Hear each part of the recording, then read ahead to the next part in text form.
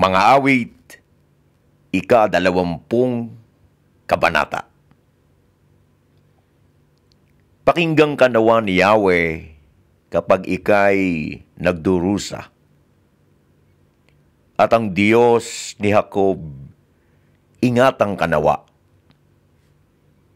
Mula sa templo, ikaw naway kanyang tulungan, at mula sa Zion, ikaw ay kanyang alalayan.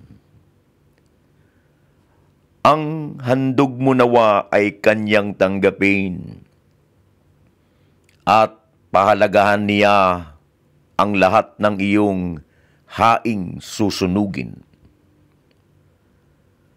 Naway ipagkaloob niya ang iyong hangarin, at sa iyong mga plano, ika'y pagtagumpayin.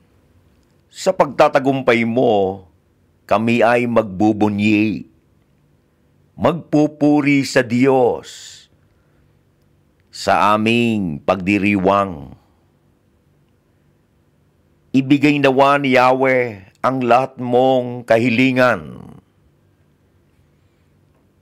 Ngayong ko malalaman na si Yahweh ang nagbigay sa pinili niyang hari ng kanyang tagumpay.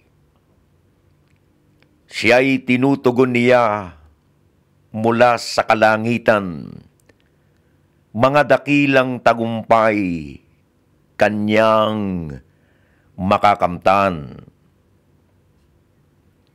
Mayroong umaasa sa karwahing pandigma, at mayroon ding sa kabayo nagtitiwala.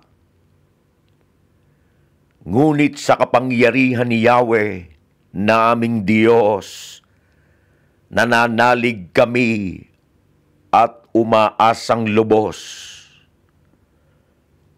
Sila'y manghihina at tuluyang babagsak, ngunit tayo'y tatayo at mananatiling matatag. O Yahweh, ang hari iyong pagtagumpayin, ang aming panawagan ay iyong sagutin. Mga awit, ika-20 kabanata. Jesus is Lord over Sharjah. Jesus is Lord over United Arab Emirates. Jesus is Lord over the Philippines.